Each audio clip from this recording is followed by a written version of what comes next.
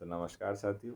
आज मेरी माँ मेरे साथ है, जो मेरी पहली गुरु भी है और मेरी जिज्ञासा का मूल मंत्र भी है।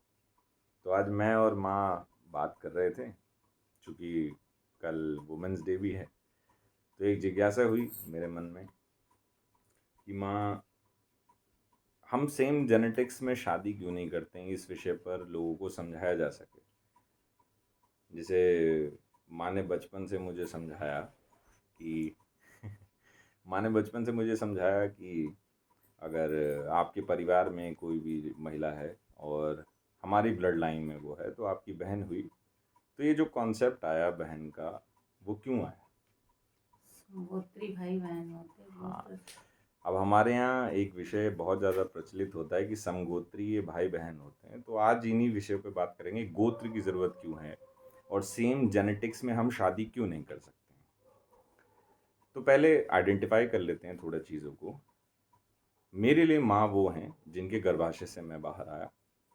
आने वाले समय में मेरी बीवी जो होंगी, तो उनके साथ भी यही प्रक्रिया होगी और आने वाली जनरेशन्स भी कुछ इस तरीके से हैं।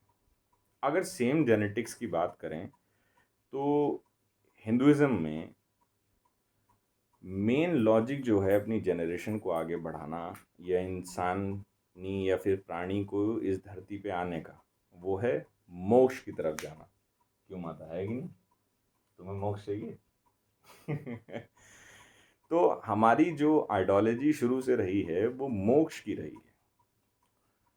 अब थोड़ा और विषयों को गंभीरता से समझते हैं। अगर सेम जेनेटिक्स के लोग होंगे तो मोक्ष के समय में क्या क्या परेशानियां होंगी। मेन कॉन्सेप्ट है हमारा मोक्ष।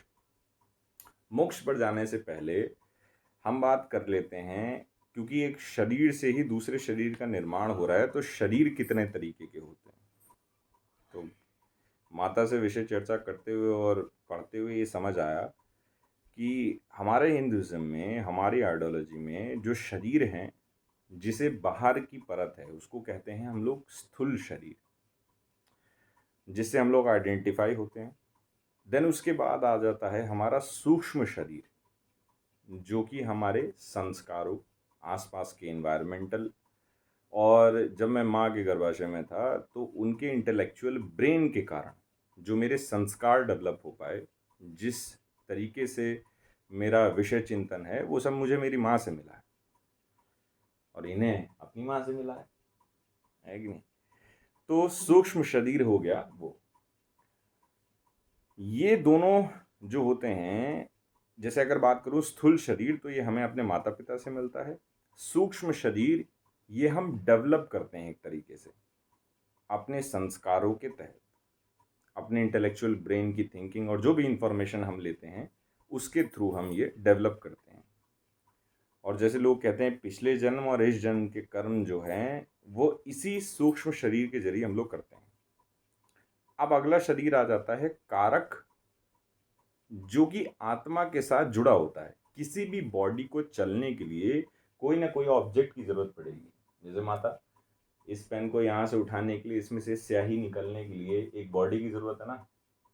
वैसे ही हमारी आत्मा को एक शरीर में प्रवेश करने के लिए एक और छोटे शरीर की जरूरत पड़ती है, जिसका नाम है कारक। तो मोक्ष की स्थिति में होता क्या है, सूक्ष्म शरीर और स्थूल शरीर दोनों अलग अलग हो जाते हैं।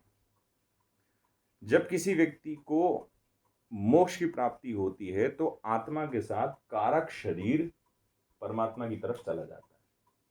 लेकिन अगर किसी को मोक्ष नहीं होता और हम बार बार जन्म क्यों लेते रहते हैं? क्योंकि हमारा स्थूल शरीर तो छूट गया है, ये जो बॉडी है ये तो छूट गई है, लेकिन सूक्ष्म शरीर जो हमारा संस्कार था वो गलत हो गया, जिसके कारण हम मल्टीपल टाइम्स जन्म लेते रहते हैं और मरते रहते हैं।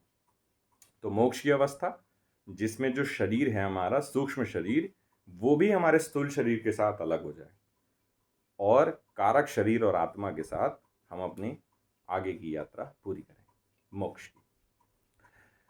अब ये हो तभी सकता है जब different geographical condition, different culture के लोग हमारे साथ हों और उनके साथ हम म्यूटेशन करें।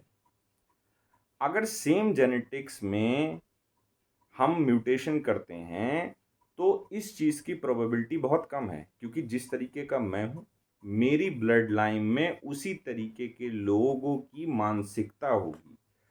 तो हम नई-नई चीज़ों को ना तो समझ पाएँगे, ना ही जान पाएँगे, और उसका जो मूल सिद्धांत है, क्योंकि हम हमेशा से यही सोचेंगे ना, जिस फैमिली से, जिस रिचुअल से हम आ रहे हैं, वही चीज़ें ठीक हैं। उसके अलावा जो दूसरा कह रहा है वो गलत है। यानी कि कॉन्सेप्चुअल क्लैरिटी नहीं हो पाएगी। लेकिन अगर हमारे जेनेटिक्स बदलेंगे, यानी दूसरे जेनेटिक्स, कोई ऐसी फीमेल या कोई ऐसा मेल जो दूसरे प्रांत, दूसरी जगह से होंगे, हमारे सेम जेनेटिक ब्लड लाइन में नहीं होंगे, उनके साथ अगर म्यूटेशन होता है तो मोक्ष के चांसेस ज़्यादा हैं। ठीक है? अब ये पता कैसे करेंगे कि जेनेटिक्स जो हैं वो हमारे और दूसरे व्यक्ति के सेम है कि डिफरेंट है? तब जैसे माता ने हमारी कहा, गोत्र। ये बचपन से हमें बताया गया कि समगोत्रीय तुम्हारे भाई बहन हैं, है कि नहीं? और बहन का कॉन्सेप्ट यहीं से आता है। ऐसा प्राणी जो आपकी ब्लड लाइन में सेम नेचर का, सेम जेनेटिक्स का है, तो वो या तो आपका भाई हो सकता है या फिर आपकी बहन हो सकती है। यहीं पर हम वो डिफरेंस क्रिएट कर देते हैं कि आप इनके साथ म्यूटेशन ना करें। क्यों ना करें? क्योंकि आपको मोक्ष की प्राप्ति के लिए डिफिकल्टीज सीन करनी पड़ेगी। इसीलिए हमारे यहाँ पे जो साइंस है वो ये बात कहती है कि आप डिफरेंट जेनेटिक्स, अब यहाँ पर जाति की बात नहीं है। जैसे कुछ लोग कहेंगे नहीं नहीं, ब्राह्मण लोग ब्राह्मण में ही शादी करते हैं और क्षत्रिय नहीं, उन लोगों के यहाँ भी गोत्र हैं। इवन SC ST के यहाँ भी गोत्र हैं। हर कम्युनिटी के अपने, हर जाति के अपने गोत्र होते हैं। जिस गोत्र में जो भी व्यक्ति ज़्यादा इंटेलेक्चुअल थिंकिंग ऐसे इन्वायरमेंट में डेवलप हो रहा है, जो अपनी मनोवैज्ञानिक स्थिति को और बेहतर कर पा रहा है, ईश्वर की खोज में और आगे बढ़ पा रहा है, आप उसके साथ म्यूटेशन करें, एक नए तरीके के मनुष्य को इस धरती पे लाएं, आपका भी उद्धार हो और उसका भी हो। तो यही है मेन कोर कॉन्सेप्ट हमारे सेम जेनेटिक्स में शादी ना करने का। माता, क्या तुम्हें पता? तुम्हें पता थी? ये ना, लेकिन ये वही व्यक्ति है जिसने सबसे पहले मेरे हाथ में रामचरितमानस दिया। हमें कुछ नहीं मालूम। और अब मेरी माता बॉर्न फाइटर है कि नहीं? इसी के कारण मेरे अंदर वो खूबियां हैं लड़ने की। हमें ये याद है नहीं। और मैं जब तक जिंदा हूँ तो विरोध करता रहूंगा। एक व्यक्ति है मेरे पास जीवन में जिससे मैं लड़ता रहूंगा, और इस व्यक्ति को एहसास दिलाता रहूंगा कि सबसे शक्तिशाली व्यक्ति है इस जीवन का। तो यही आज की वीडियो थी, यही मेरे को समझाना था, क्योंकि बहुत सारे लोग इस विषय पे चिंतन नहीं करते हैं कि भाई ऐसा है तो ऐसा क्यों है। हमें एक शरीर मिला है और हमारा जो मेन उद्देश्य है, एक हमारी ही आइडियोलॉजी ऐसी है जो मोक्ष के प्रति इतना ज़्यादा फोकस रहती है। तो ये मोक्ष का ही कॉन्सेप्ट था जो लोगों ने सेम जेनेटिक्स में शादी करने के लिए मना करा, इसलिए हमारे यहाँ बहन की आइडियोलॉजी आई। और किसी धर्म में आप बहनों को उतना ज़्यादा प्रमोट नहीं देखे हुए, सिर्फ हमारे यहाँ क्यों है कि आप डिफरेंट जेनेटिक्स में जाएं, आप भी मोक्ष की तरफ बढ़ें और हम भी मोक्ष की तरफ बढ़ें। इसीलिए अलग अलग रिचुअल्स हैं हमारे यहाँ पे, इसीलिए हमारे यहाँ राखी है, इसलिए हमारे यहाँ भैया दूज है, हर एक चीज़ हमारे यहाँ यो है। तो उम्मीद है आपको अच्छा लगा होगा, और माता को नींद आ रही है। और क्या, ठीक है, सोने फिर का टाइम होगा। ध्यान रखिए, खुश रहिए, और जिज्ञासा ज्यादा देर तक मत जगिए।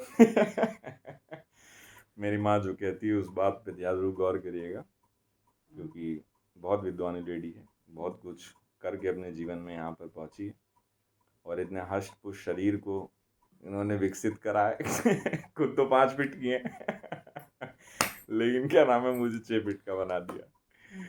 तो उम्मीद है आप लोगों को कुछ समझ में आया होगा, और आपके अंदर बैठे हुए इस ईश्वर को मेरा प्रणाम। जिज्ञासा रखिए, चिंतन जरूर करते रहिए।